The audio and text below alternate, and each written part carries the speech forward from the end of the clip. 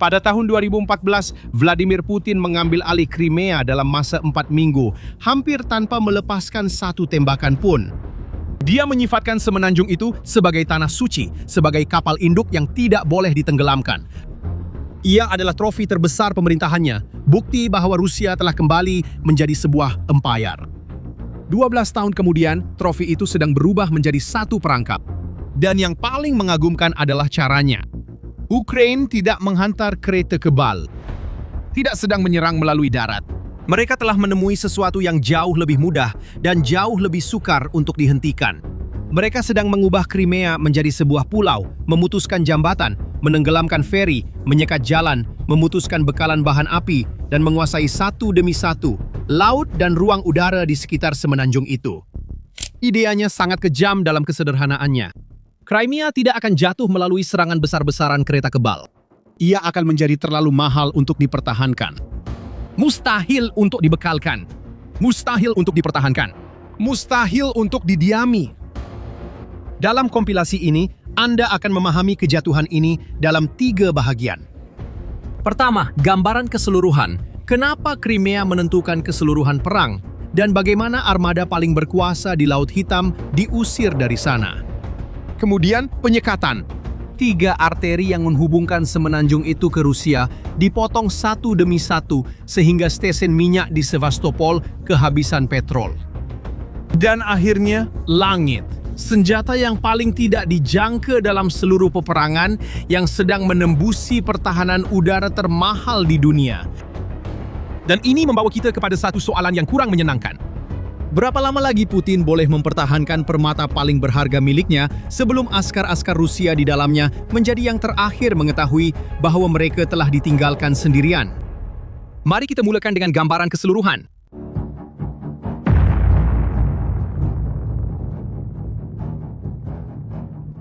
(3 Jun 2025, pukul 4.44 pagi.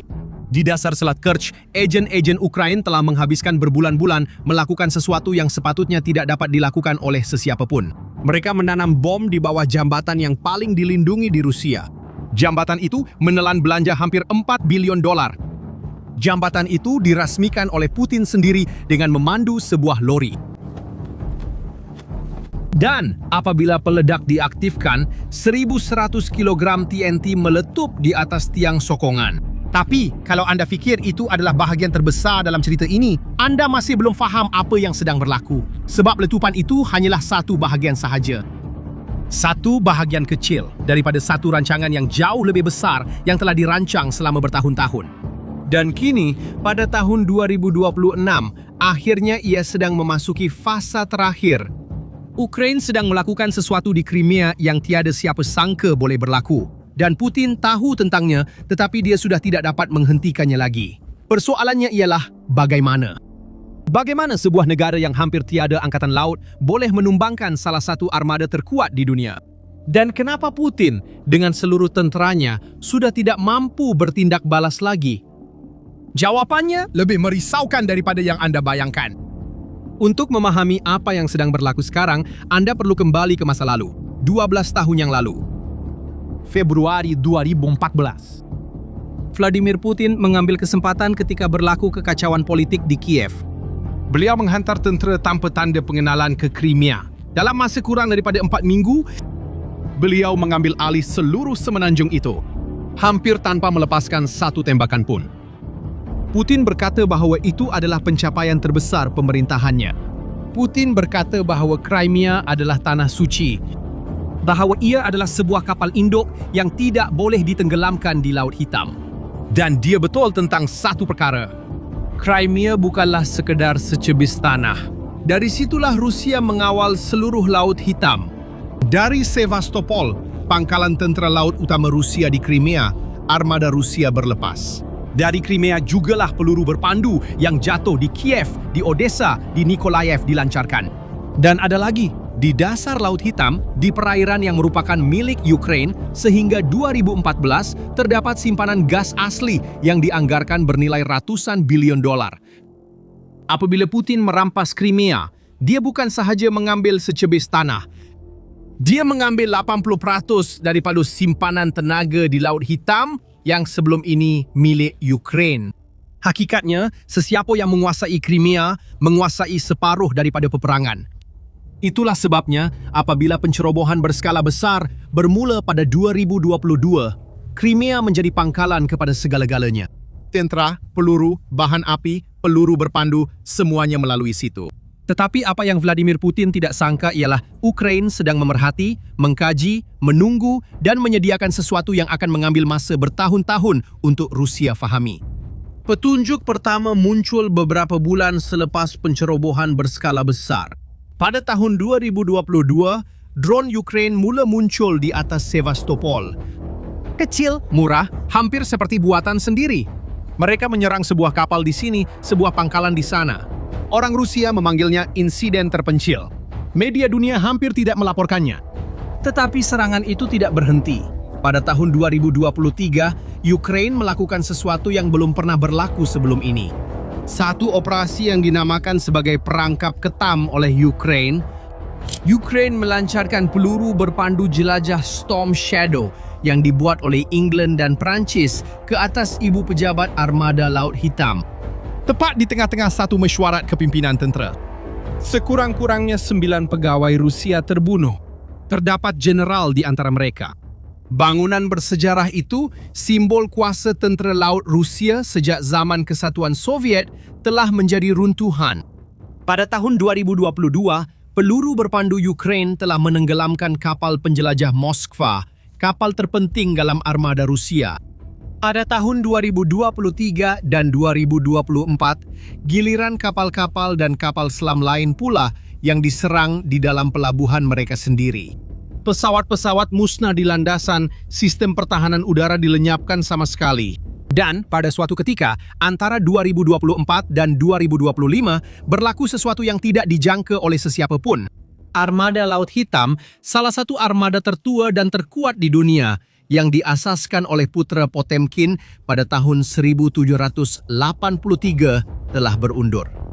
Mereka meninggalkan Sevastopol, pangkalan yang telah menjadi rumah kepada tentera laut Rusia selama lebih 200 tahun. Rusia telah menarik balik kapal-kapalnya ke Novorossiysk di seberang Laut Hitam, di wilayah Rusia yang sebenar. Ini adalah kali pertama dalam sejarah moden bahawa sebuah angkatan laut telah diusir dari laut oleh sebuah negara yang bahkan tidak mempunyai angkatan laut. Dan di sinilah kisah ini mula benar-benar meresahkan Rusia. Kerana apa yang bakal anda fahami bukan sekadar tentang sebuah semenanjung. Ia adalah tentang bagaimana sebuah negara yang diserang dengan jauh lebih sedikit sumber berbanding penceroboh sedang menulis semula peraturan peperangan moden. Tanpa kapal selam nuklear, tanpa kapal induk, tanpa bajet ketenteraan Amerika Syarikat, hanya dengan kebijaksanaan, kesabaran dan drone. Dan itu baru permulaan. Kita kembali ke 3 Jun 2025. Pukul 4.44 pagi. Jambatan di atas Selat Kerch mempunyai panjang 19 km. Ia adalah jambatan terpanjang di Eropah. Dan bagi Putin, ia lebih daripada sekadar jambatan. Ia adalah satu simbol. Bukti fizikal bahawa Crimea kini adalah milik Rusia untuk selama-lamanya. Поехали. Путь. Pada tahun 2018, beliau sendiri memastikan untuk merasmikannya dengan memandu sebuah lori KAMAZ secara pribadi di hadapan kamera seluruh dunia. Selepas tahun 2022, jambatan itu menjadi sesuatu yang lain. Ia menjadi arteri utama yang membekalkan tentera Rusia di selatan Ukraine. Bahan api, peluru, alat ganti, tentera, semuanya melalui situ itu. Sebab itulah ia pernah diserang sebelum ini. Pada Oktober 2022, sebuah truk bom telah meruntuhkan sebahagian laluan jambatan itu. Pada Julai 2023, drone laut dengan 850 kg bahan letupan setiap satu meletup di bawah satu lagi tiang jambatan. Orang Rusia membaiki, memperkukuh dan membentengi jambatan itu. Mereka meletakkan sonar di dalam air. Mereka menempatkan pasukan rondaan, mereka memasang jaring perlindungan, mereka fikir mereka sudah selamat. Tetapi perisikan Ukraine yang diketuai oleh seorang lelaki bernama Vasil Maliuk sudah pun menjalankan operasi lain. Satu operasi yang mengambil masa berbulan-bulan. Agen-agen Ukraine telah masuk ke dalam air berpuluh-puluh kali dalam kerahasiaan mutlak. Mereka menanam bahan letupan secara langsung pada tiang sokongan bawah air. Tiang demi tiang, bahan letupan demi bahan letupan, tanpa dikesan. 1.100 kg TNT secara keseluruhan, bersamaan dengan sebuah bom udara bersaiz besar. Tetapi dibahagikan kepada kepingan-kepingan kecil, disembunyikan di bawah air, menunggu isyarat. Apabila isyarat diberikan, pada 3 Jun itu, jambatan itu bergegar. Tiang-tiang telah rosak. Struktur itu retak. Pada tahun 2024, seorang ejen perisikan Ukraine yang hanya dikenali dengan nama Code Hunter telah memberi amaran secara terbuka. Dia berkata dengan jelas, jambatan Crimea sudah pasti akan musnah. Dan pada 3 Jun 2025, dia membuktikan bahawa dia benar-benar serius. Dan apa yang berlaku selepas itu, pada tahun 2026, membuktikan bahawa jambatan itu bukan satu-satunya perkara yang pasti akan musnah. 2026, perang telah memasuki tahun kelima. Dan di Crimea, sesuatu telah berubah. Serangan-serangan itu tidak lagi kelihatan seperti peristiwa terpencil. Ia menjadi satu siri, satu rangkaian operasi yang saling berkaitan, di mana setiap sasaran yang dipilih mempersiapkan sasaran seterusnya. 5 April 2026. Perisikan tentera Ukraine melancarkan drone pada waktu malam terhadap sebuah feri Rusia yang dipanggil Slavyanin. Ia mungkin kelihatan seperti sasaran yang tidak penting.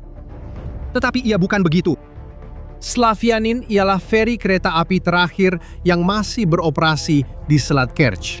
Yang terakhir, ia yang membawa bahan api, peluru, dan peralatan berat untuk orang Rusia di Crimea. Setiap kali jambatan itu terlebih muatan atau terjejas. Apabila Slavyanin terbakar di laut, Rusia kehilangan plan B. 20 hari kemudian, 26 April, Sevastopol. Dalam satu malam sahaja, komando pasukan khas Ukraine telah menyerang 3 kapal perang sekaligus.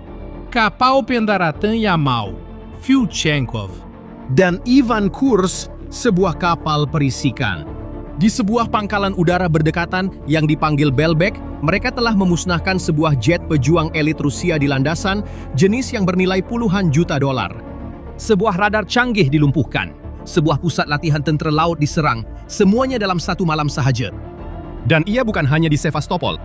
Beberapa minggu sebelum itu, di seberang Laut Hitam, di Novorossiysk, pelabuhan Rusia di mana armada Laut Hitam telah berlindung, drone Ukraine juga telah menyerang. Kapal pemburu ranjau Valentin Pikul telah ditenggelamkan. 2 frigat, yaitu kapal perang besar Rusia, telah rosak. Kapal selam Rusia mula melakukan sesuatu yang tidak pernah dilihat oleh sesiapa pun.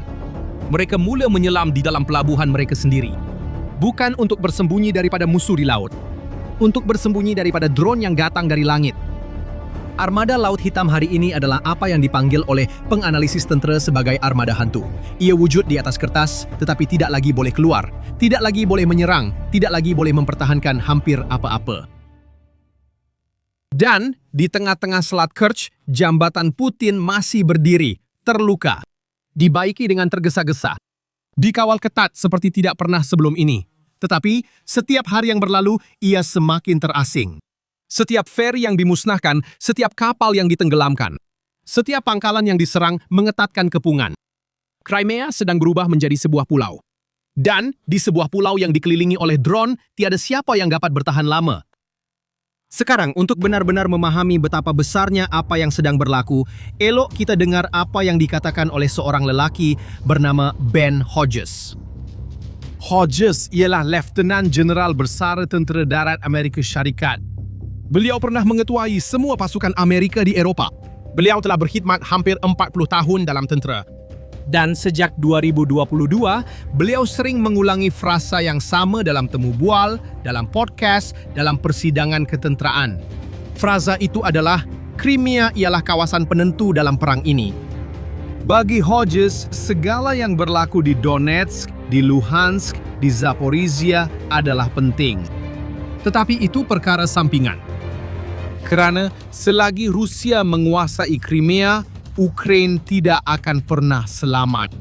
Ukraina tidak akan pernah dapat membina semula ekonominya.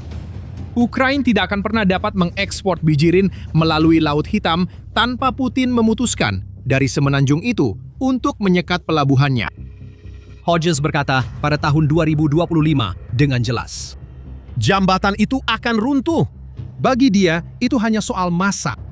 Dan pada tahun 2026, dia pergi lebih jauh.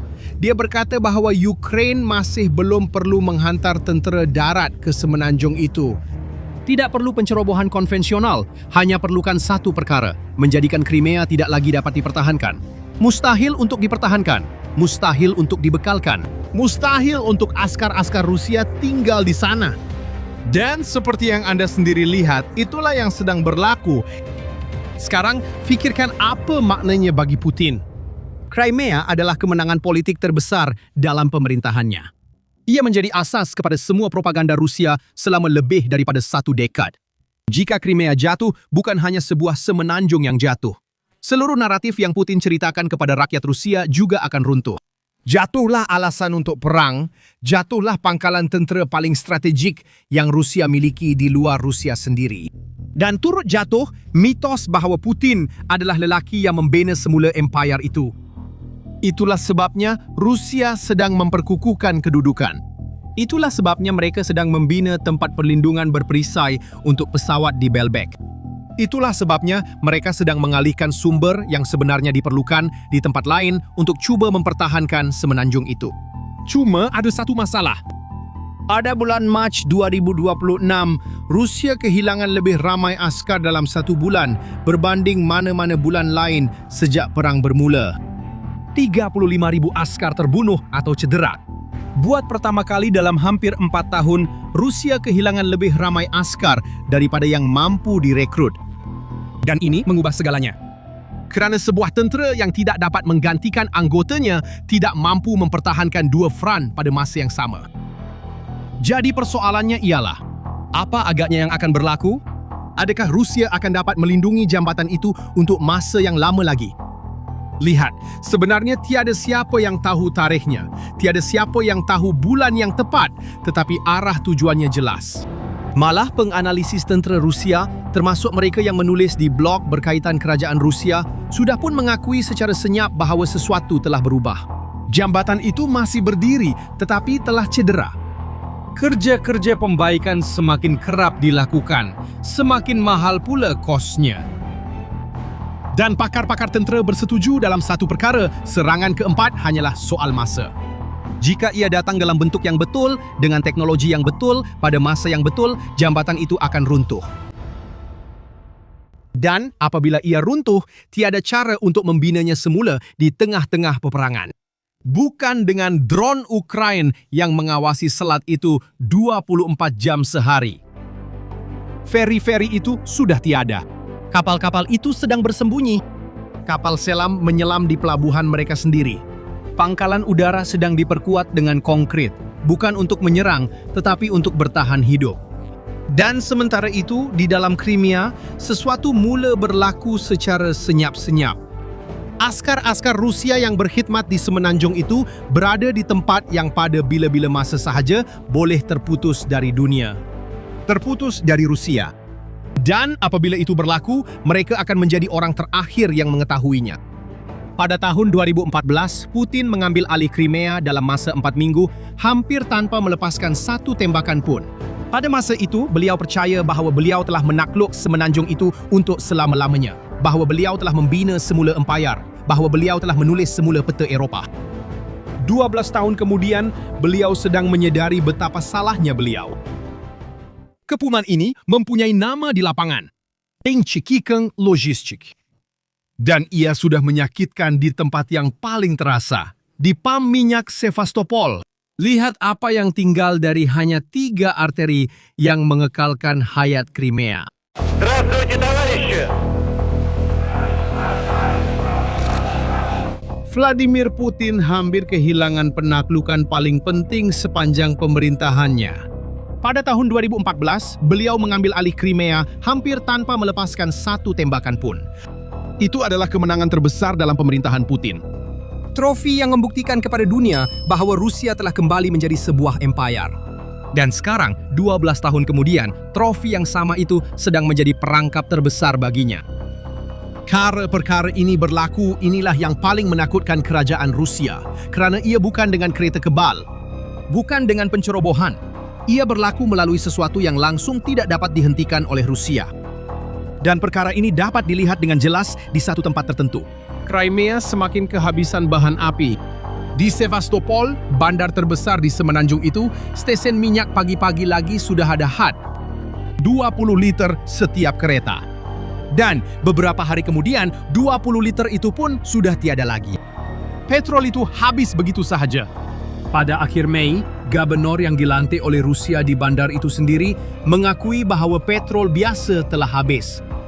Dua jenis yang paling banyak digunakan itu hilang begitu sahaja dari pam minyak.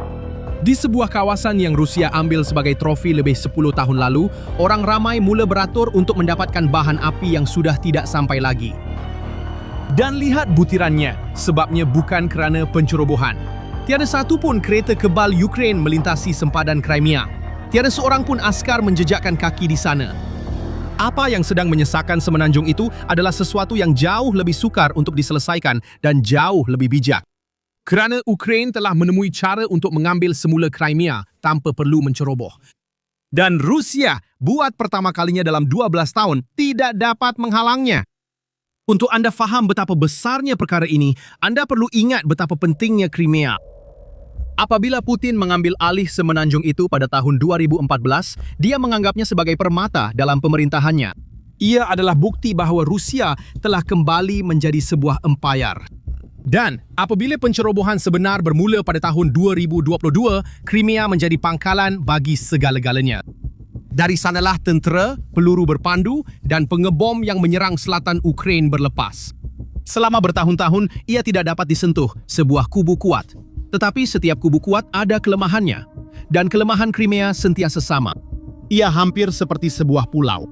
Segala yang menekalkan askar Rusia di sana, bahan api, peluru, alat ganti, makanan, semuanya perlu dibawa masuk dari luar. Dan hanya ada 3 jalan untuk semua itu sampai ke sana. 3 arteri. Yang pertama adalah yang paling terkenal di dunia, Jambatan Kerch. Dan kerosakan itu bukan sahaja pada struktur, tetapi juga pada keyakinan. Walaupun jambatan itu masih berdiri, orang Rusia mula takut untuk menggunakannya. Hari ini, imej satelit yang dianalisis oleh sebuah agensi perisikan Ukraine menunjukkan sesuatu yang mendedahkan. Antara Februari dan April tahun ini, tiada satu pun kereta api kargo tentera Rusia yang melalui jambatan itu. Tiada satu pun. Trafik menurun kepada hanya beberapa kereta api penumpang dan satu sahaja kereta api kargo biasa setiap hari. Maksudnya, Rusia sendiri sudah tidak lagi mempercayai jambatan itu untuk mengangkut peralatan perang. Para komander mengelak membawa kenderaan perisai berat melalui situ kerana bimbang struktur yang sudah rosak itu akan runtuh. Atau takut serangan baru akan meruntuhkan semuanya sekaligus. Simbol penaklukan itu telah menjadi tempat yang tidak lagi mahu digunakan oleh sesiapa pun. Jadi tinggal 2 jalan. Dan disinilah kisah ini mula memecut. Jalan kedua ialah menggunakan feri. Feri kereta api yang menyeberangi Selat Kerch membawa apa yang tidak lagi dapat dibawa oleh jambatan. Ia adalah kapal-kapal yang sangat besar. Yang terbesar Slavianin mempunyai panjang 150 meter dan membawa gerabak kereta api penuh, syarat dengan bahan api dan peluru dari satu tebing ke tebing yang lain. Ia adalah alternatif yang senyap.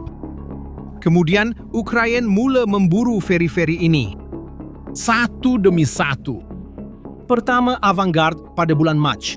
Dan kemudian pada awal pagi 6 April yang terakhir daripada mereka. Perisikan tentera Ukraine menghantar drone terhadap Slavianin dan menyiarkan imej terma. Kapal itu terbakar di tengah laut. Bersamanya, arteri kedua turut musnah. Rusia baru sahaja kehilangan cara untuk membawa muatan berat ke Crimea melalui laut. Perhatikan apa yang sedang berlaku. Setiap kali satu laluan terputus, Rusia menjadi semakin bergantung kepada apa yang masih tinggal. Dan apa yang tinggal sekarang hanyalah satu jalan sahaja. Arteri terakhir ialah laluan darat. Sebuah lebuh raya yang merentasi seluruh selatan Ukraina yang diduduki.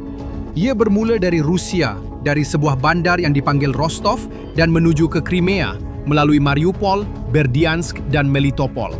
Pada peta Rusia, mereka malah memberikan nama baru untuknya. Laluan Rusia Baru. Dan selama bertahun-tahun, jalan ini berfungsi. Ia panjang, terletak jauh dari barisan hadapan, dan perkara yang paling penting, ia berada di luar jangkauan drone Ukraine. Kereta kebal, bahan api, tentera, semuanya melalui jalan itu dengan agak selamat. Ia ialah talian hayat Crimea. Dan disinilah segalanya berubah. Kerana jalan ini tidak lagi berada di luar jangkauan. Dan patut kita berhenti sekejap di sini, kerana inilah inti kepada seluruh cerita. Sepanjang hampir seluruh peperangan, drone-drone Ukraine mempunyai jarak yang pendek. FPV yang terkenal itu, yaitu drone-drone serangan yang anda lihat dalam video, hanya mampu mengenai sasaran kira-kira 20 km dari barisan hadapan. Dan lebuh raya itu pula terletak lebih 100 km jauhnya. Terlalu jauh. Tetapi Ukraine bukan sahaja belajar cara berperang menggunakan drone, mereka kini menguasainya. Model-model baru muncul dengan jarak sederhana dan jauh. Salah satu daripadanya, yang dipanggil Hornet, menggunakan kecerdasan buatan untuk mencari sasaran dan boleh mencapai kira-kira 150 km. Dan yang jarak jauh, FP1 dan FP2, boleh mencapai 200 km. Tiba-tiba, jalan yang sebelum ini selamat telah menjadi tempat paling berbahaya di seluruh selatan yang diduduki. Dan itu bukan secara kebetulan. Pada akhir Mei, Ukraine telah menamakan apa yang mereka lakukan secara rahasia. Satu program untuk menyekat logistik Rusia dengan 113 juta dolar disalurkan kepada pasukan drone terbaik. Menurut Menteri Pertahanan Ukraine, matlamatnya adalah untuk mencekik barisan belakang Rusia. Bukan berdepan dengan tentera secara langsung. Memutuskan apa yang membekalkan tentera itu. Dan angka yang diberikan olehnya memang mengagumkan. Menurut menteri itu, Ukraine telah melipat gandakan kemusnahan lori, gudang, dan konvoi Rusia dengan serangan jarak sederhana ini. Dan hasilnya, orang Rusia sendiri yang menamakannya. Mereka memanggilnya sebagai jalan maut. Blogger tentera Rusia, orang yang menyokong Rusia, mula memuat naik gambar lori-lori yang terbakar di sepanjang lebuh raya itu. Salah seorang daripada mereka membandingkan keadaan itu dengan jalan-jalan di Afghanistan pada tahun 80-an. Bangkai kenderaan berselerak di tepi jalan. Seorang lagi menulis bahawa kawasan itu sudah tidak lagi menjadi zon belakang. Dan lihatlah, ini bukan Ukraine yang berkata begitu. Ini adalah pihak Rusia dalam keadaan panik yang menggambarkan kejatuhan mereka sendiri. Dan sekarang, gabungkan semua itu dengan image di permulaan tadi. Stesen minyak tanpa petrol di Sevastopol. Apabila Anda memotong ketiga-tiga arteri itu serentak, Crimea berhenti menerima. Dan sesiapa yang berada di sana akan merasainya serta-merta. Bahan api yang tidak sampai bermakna, tentera tidak bergerak, kenderaan perisai pun terhenti. Dan itu akan kelihatan di medan perang. Menurut Menteri Pertahanan Ukraine, harga yang perlu dibayar oleh Rusia untuk setiap kilometer yang cuba mereka mara telah meningkat dengan mendadak. Pada bulan Oktober, kehilangan 67 askar bagi setiap kilometer. Pada bulan April, 179. Tanpa bekalan, setiap meter menjadi lebih mahal. Dan ia bukan hanya untuk tentera. Di bandar, petrol mula kehabisan, walaupun untuk kereta biasa. Barisan di stesen minyak yang tidak bergerak. Sekatan itu bukan lagi teori ketenteraan, tetapi telah menjadi masalah di pam minyak. Tetapi, bahagian yang paling penting masih belum ada. Dan ia boleh diringkaskan dalam satu soalan. Jadi, kenapa Rusia tidak selesaikan saja perkara ini? Dan jawapan untuk soalan ini sangat mendedahkan. Kerana memang ada kaedah pertahanan yang sudah diketahui untuk menangkis drone. Ukraina sendiri menggunakannya dan ia berkesan. Ia adalah jaring. Jaring besar kadang-kadang dibuat daripada jaring ikan yang direntangkan di atas tiang kayu menutupi jalan seperti terowong. Ia menangkap drone sebelum ia mengenai kenderaan di bawah. Di satu kawasan, selepas Ukraine memasang jaring-jaring ini, tiada satu pun drone Rusia yang berjaya melepasi. Ia berfungsi dengan sangat baik sehingga Ukraine sedang menutup ribuan kilometer jalan dengan jaring-jaring ini.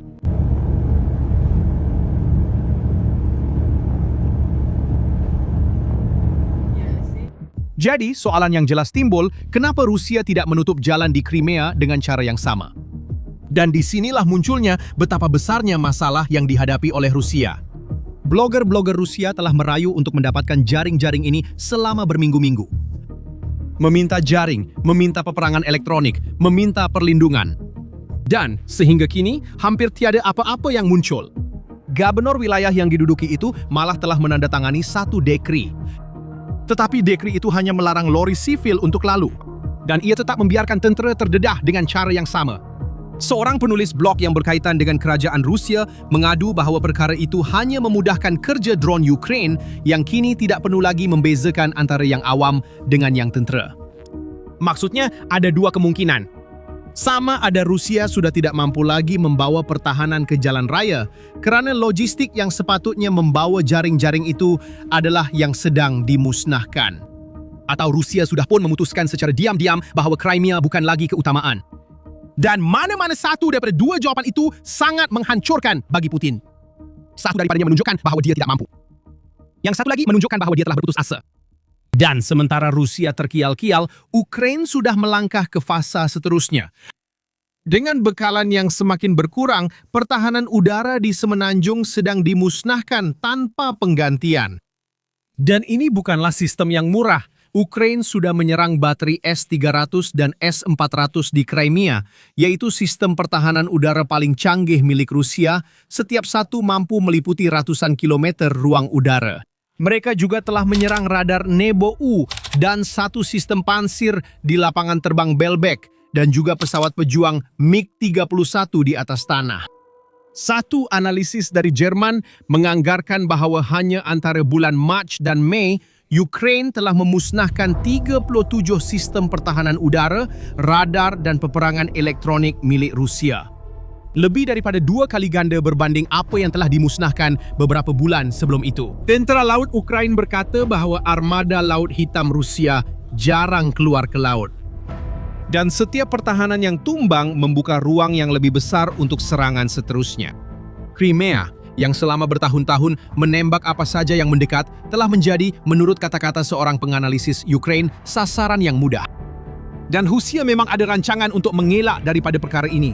Mereka sedang membina dengan tergesa-gesa sebuah landasan kereta api baru sepanjang hampir 700 km, menghubungkan Rostov ke bandar-bandar yang diduduki seperti Melitopol melalui laluan yang lebih jauh dari pantai.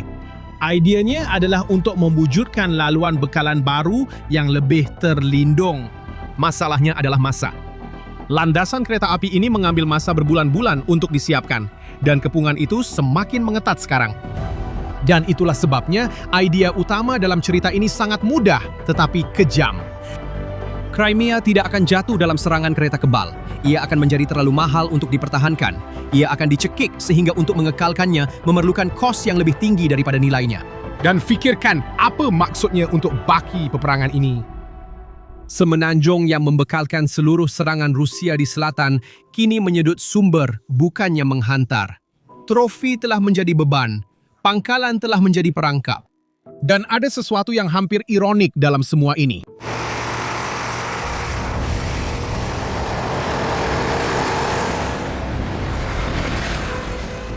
Putin mengambil alih Crimea pada 2014 hampir tanpa melepaskan satu tembakan pun. Ia adalah satu operasi yang pantas, tepat, yang lambat difahami dunia. 12 tahun kemudian, ia mungkin sedang terlepas dengan cara yang sama. Tanpa pencerobohan, tanpa pertempuran besar. Hanya tekanan perlahan dan berterusan dari mereka yang telah memutuskan semua jalan pulang. Apa yang kelihatan seperti penaklukan selama-lamanya, ternyata rapuh. Dan mungkin inilah pengajaran yang paling meresahkan daripada perang ini. Bagi sesiapa yang fikir menguasai wilayah adalah sama seperti memilikinya selama-lamanya. Ia masih lagi berlaku. Setiap minggu, kepungan semakin ketat. Memotong bekalan bahan api dan jalan raya, mencekik Crimea melalui darat dan laut. Tapi langit masih belum dikuasai. Dan disitulah Ukraina melepaskan senjata yang paling tidak dijangka dalam seluruh peperangan ini. Sebuah drone yang bukannya melarikan diri dari pertahanan Rusia, membalas tembakan.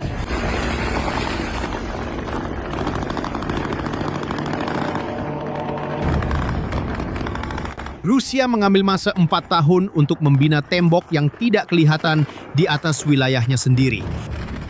Lapisan demi lapisan pertahanan direka untuk satu obsesi sahaja, menembak jatuh drone Ukraine sebelum mereka sampai ke sasaran. 4 tahun penuh dengan radar, peluru berpandu, peperangan elektronik dan akhirnya manusia berdarah daging yang tersebar di darat.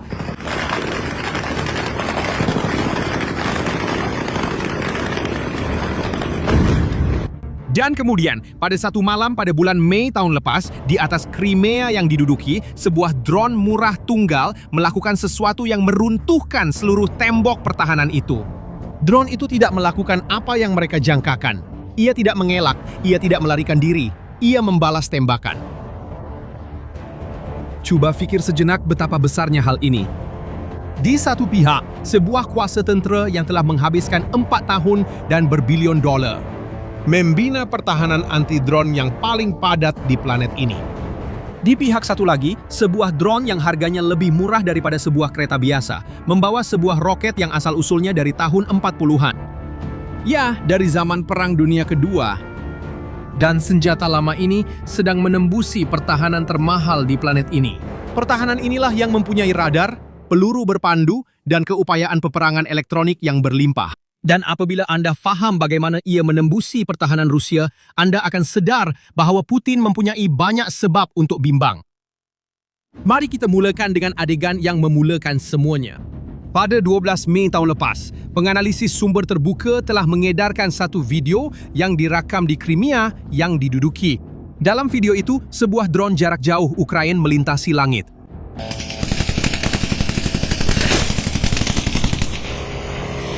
Dan ia melakukan sesuatu yang tidak pernah dilakukan oleh mana-mana drone serangan seumpamanya sebelum ini.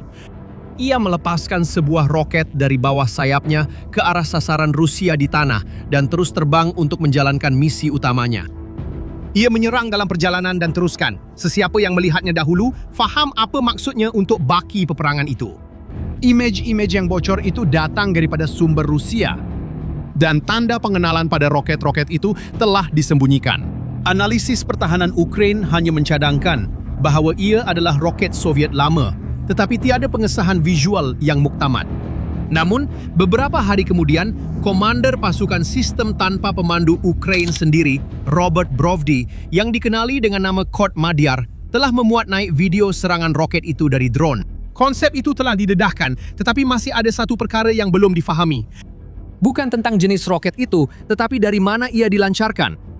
Dan disitulah terletaknya kejutan. Senjata ini sebenarnya bukanlah sesuatu yang baru. Ia lebih tua daripada kebanyakan orang yang sedang menonton video ini. Ini adalah S-5, sebuah roket tidak berpandu berukuran 57 mm yang asal-usulnya bermula pada tahun 1946 ketika jurutera Soviet mula mengkaji roket Jerman yang dirampas pada akhir Perang Dunia Kedua. Ia mengambil masa bertahun-tahun sebelum menjadi senjata sebenar. Ia hanya mula digunakan pada pertengahan tahun 50-an. Dan ia dicipta untuk fungsi yang sama sekali berbeza daripada hari ini, menembak jatuh formasi pengebom dilancarkan oleh pesawat pejuang jet. Kemudian ia menjadi senjata sokongan dekat bagi penerbangan Soviet. Ia digunakan di Afghanistan, dan di sana ia mendapat reputasi sebagai tidak tepat. Ia tersebar begitu banyak selepas ditembak sehingga para juruterbang berkata ia hanya berguna untuk menakutkan musuh sahaja. Abangnya yang lebih besar S-8 dengan 80 mm mula berkhidmat pada tahun 80-an dengan kepala peledak yang jauh lebih berkuasa. Salah satu versinya mampu menembusi 4 jari perisai keluli padu. Ini adalah senjata lama, murah, dari era yang kelihatan sudah berakhir. Jadi, kenapa menghidupkan semula roket yang begitu lama? Jawabannya, sebenarnya ia kurang romantik daripada yang disangka. Menurut ketua pereka syarikat pengeluar itu, salah satu sebab pengmubahsuaian ini hanyalah kerana lebihan stok. Ukraina mempunyai simpanan besar roket-roket ini yang berlebihan, tersimpan dan tidak digunakan. Ia bukan satu ilham yang luar biasa. Ia hanyalah melihat sebuah gudang yang penuh dengan peluru yang tidak digunakan dan bertanya, bagaimana kalau kita cari jalan untuk gunakan semua ini? Kehebatan itu bukan pada roket itu sendiri. Ia terletak pada tempat roket itu akhirnya ditempatkan.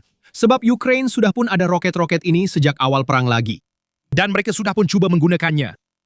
Pada awal pencerobohan berskala besar, pesawat dan helikopter Ukraine menembak roket-roket ini ke arah kedudukan Rusia di timur negara itu dengan cara tradisional. Dan mereka membayar harga yang mahal untuk itu. Untuk menggunakan roket yang tidak berpandu, pesawat perlu mendekati sasaran. Dan mendekati di ruang udara Ukraine bermakna masuk dalam lingkungan sistem pertahanan udara Rusia. Peluru berpandu mudah alih yang ditembakkan oleh askar dari bahu. Sistem Tordenbuk. Dalam kata lain, senjata itu memang wujud, tetapi mana-mana platform yang mampu membawanya akan ditembak jatuh di tengah jalan.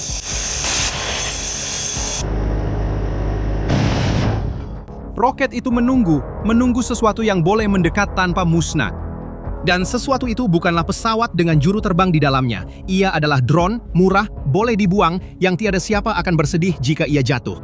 Ingat ide ini kerana ia adalah kunci kepada segala yang akan datang selepas ini. Dan apa yang akan datang selepas ini adalah bahagian yang paling penting. Kenapa perkara ini begitu dahsyat bagi Rusia secara khususnya? Untuk memahami, kita perlu menaiki tangga yang dibina oleh Rusia dan melihat bagaimana setiap anak tangga runtuh. Anak tangga pertama ialah peperangan elektronik. Rusia telah membina persekitaran gangguan elektronik yang paling padat dalam sejarah moden, direka untuk membutakan drone Ukraine, mengacaukan isyarat kedudukan satelit, memutuskan pautan radio yang digunakan oleh pengendali untuk mengawal dan menyekat sensor-sensor. Untuk seketika, ia berkesan. Drone kehilangan video di tengah penerbangan dan terhempas. Respon Ukraine hampir bersifat buatan sendiri. Drone gentian optique. Sebagai ganti radio, seutas wayar yang lebih halus daripada rambut manusia terurai di belakang drone semasa ia terbang, membawa arahan dan image sebagai denyutan cahaya. Tanpa isyarat video, tiada apa yang boleh diganggu. Drone itu melintasi ribut elektronik seolah-olah ia tidak wujud. Anak tangga pertama dilumpuhkan. Langkah kedua ialah peluru berpandu.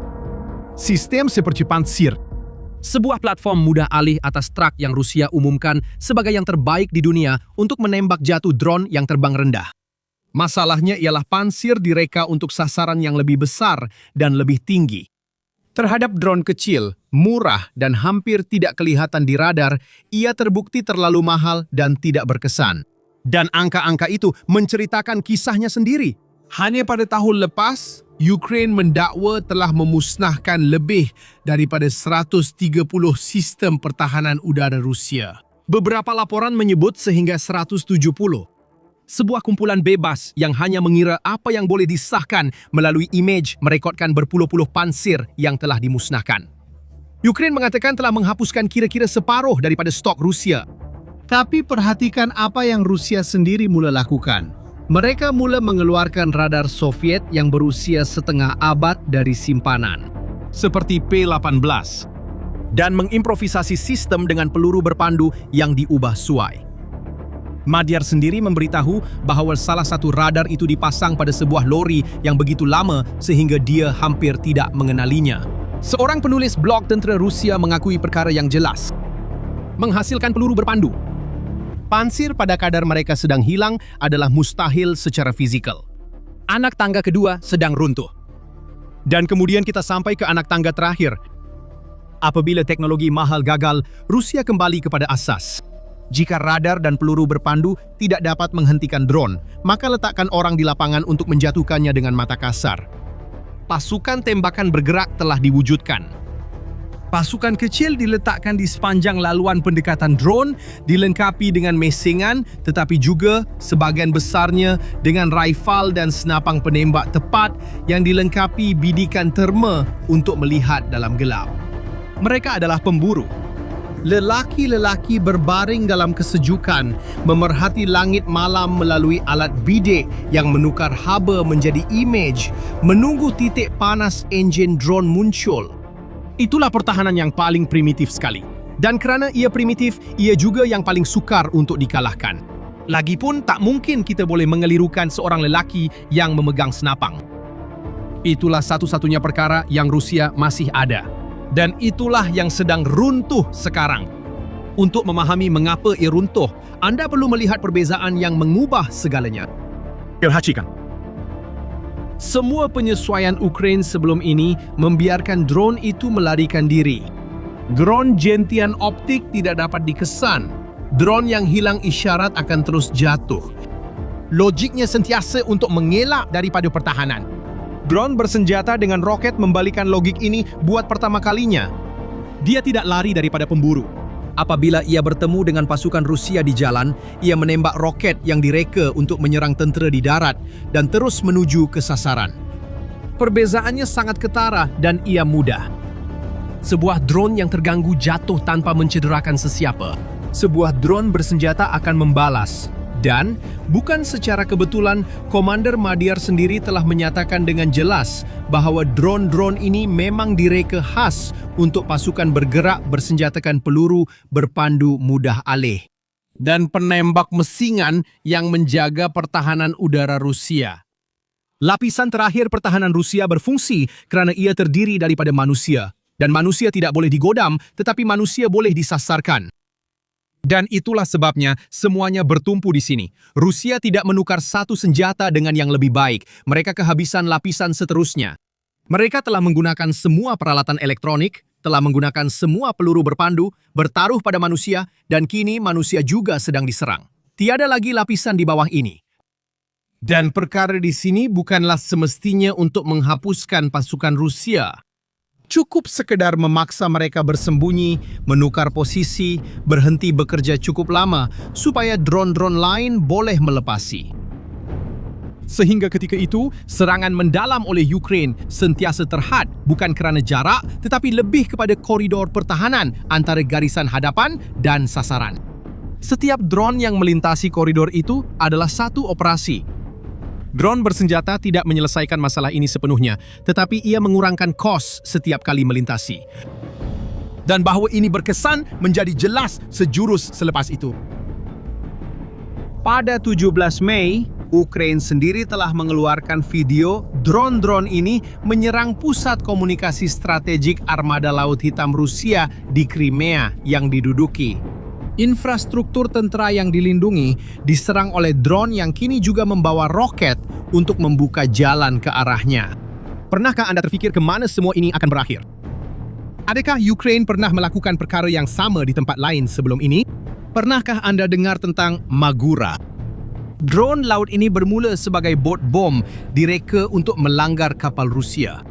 Rusia membalas dengan menghantar helikopter untuk memburu bot-bot itu sebelum mereka sampai. Tindak balas Ukraine adalah mempersenjatai bot mereka sendiri dengan peluru berpandu jenis udara ke udara. Dan pada penghujung 2024, perisikan Ukraine mendakwa telah menembak jatuh sebuah helikopter Rusia dengan salah satu bot tersebut. Ya, sebuah bot menjatuhkan sebuah pesawat udara. Ia merupakan satu kejutan besar sehingga Rusia hampir berhenti menghantar helikopter untuk memburu drone-drone ini dan mula bergantung hanya kepada jet pejuang yang laju. Kemudian muncul versi seterusnya bot itu dengan peluru berpandu yang lebih hebat yang pada tahun berikutnya telah menembak jatuh 2 jet pejuang Rusia di udara. Ia adalah logik yang sama seperti drone dengan roket, satu platform dengan satu tujuan sahaja, yang menemui satu pertahanan khusus dan mendapat senjata yang tepat untuk mengalahkan pertahanan itu tanpa kehilangan fungsi asalnya. Langkah seterusnya yang telah dibincangkan dalam kalangan pertahanan Ukraine ialah menggantikan roket tidak berpandu dengan roket berpandu yang mampu mengejar sasaran yang bergerak. Dan disinilah perkara ini menjadi lebih besar daripada roket dan drone. Perhatikan apa yang sebenarnya berlaku dalam tempoh 4 tahun ini. Pada tahun 2022, Rusia yang memimpin. Rusia yang pertama kali menggunakan drone gentian optik dan Ukraine menirunya dalam masa sebulan. Rusia yang membangunkan peperangan elektronik terhadap drone. Kelebihan teknikal adalah milik mereka. Tetapi kini kelebihan itu telah berpindah ke pihak satu lagi.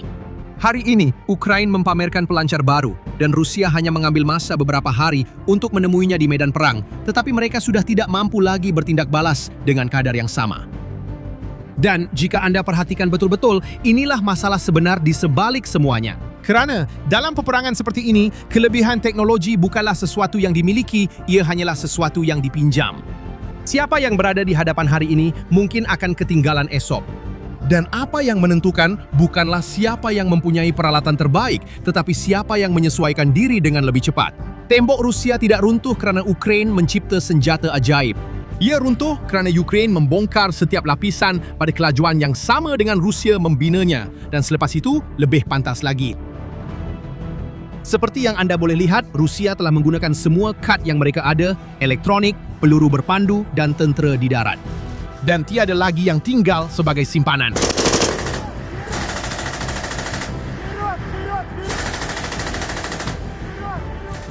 Setiap penyelesaian baru telah dikenal pasti, disalin dan diatasi sebelum sempat merebak ke seluruh barisan hadapan. Dan perlumbaan ini tidak akan berhenti di sini. Sekarang, gabungkan semua petunjuk itu. Jambatan yang Putin rasmikan dengan memandu sebuah lori kini hampir tidak membawa apa-apa lagi. Feri-feri itu berada di dasar laut. Jalan terakhir telah menjadi tanah perkuburan lori, bekalan bahan api tidak sampai. Armada itu telah melarikan diri dari Sevastopol dan bersembunyi di dalam pelabuhan mereka sendiri. Dan bahkan langit yang sebelum ini dilindungi oleh pertahanan udara termahal di dunia, kini menjadi milik drone Ukraine. Hakikatnya, Crimea tidak akan jatuh melalui serangan besar-besaran kereta kebal. Ia sedang berubah menjadi sebuah pulau, terlalu mahal untuk terus dikuasai, mustahil untuk dibekalkan, mustahil untuk dipertahankan. Trofi yang membuktikan bahawa Putin telah membina semula empayar itu telah menjadi beban yang boleh menenggelamkannya. Pada tahun 2014, Putin mengambil alih Crimea dalam masa 4 minggu, hampir tanpa sebarang tembakan. 12 tahun kemudian, ia mungkin sedang terlepas dengan cara yang sama, tanpa pencerobohan, tanpa pertempuran besar. Hanya cengkaman perlahan dari mereka yang telah memutuskan semua jalan untuk kembali. Dan apabila yang terakhir diputuskan, askar-askar Rusia di dalam sana akan menjadi yang terakhir mengetahuinya. Jika analisis ini membuat Anda melihat perang dengan cara yang berbeza, tinggalkan tanda suka Anda. Dan komen di bawah sini. Adakah Crimea akan kembali menjadi milik Ukraine pada tahun 2026? Jangan lupa untuk melanggan saluran ini. Kita akan mengikuti setiap langkah kejatuhan ini di sini. Jumpa lagi di video seterusnya.